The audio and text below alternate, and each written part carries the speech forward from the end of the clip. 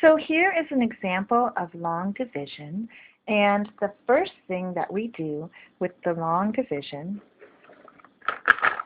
is, the very first thing we'll do is check and see if we could factor this top trinomial, and then if the bottom binomial would cancel with the top trinomial. But in this case, we notice that we can't. It does not factor and cancel out. So the next thing that I will do then is write my long division just like I was doing a long division with numbers. And so I'm going to take the x minus 3 and divide it into 3x squared minus 2x plus 1. And when I do that, I'm going to think just like regular division. I'm going to forget about that negative 3 for the moment, and I'll cover that up. And I'm going to forget about the rest of this trinomial.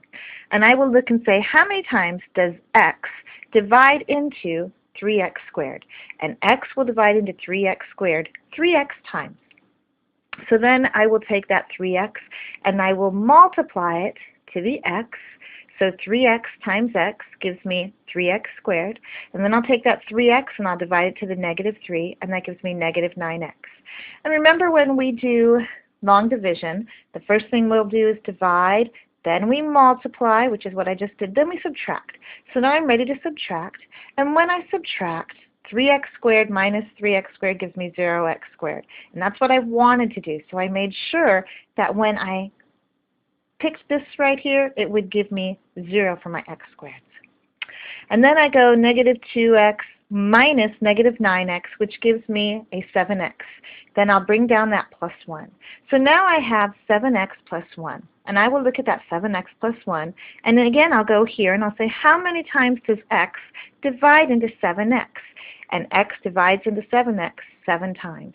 So then I will go plus 7. And I'll take this 7 and I'll multiply it to that x to get 7x. And I'll take this 7 and I'll multiply it to that negative 3 to get negative 21. Again, we will subtract. When we subtract, those 7x's will cancel out. Positive 1 minus a negative 21 is the same as adding 21, so I'm going to end up with 22. Now, x does not divide into 22, so we're going to have a remainder. And the way this will look is this divided, x minus 3 divided into 3x squared minus 2x plus 1, 3x plus 7 times, and I had a remainder of 22 over x minus 3.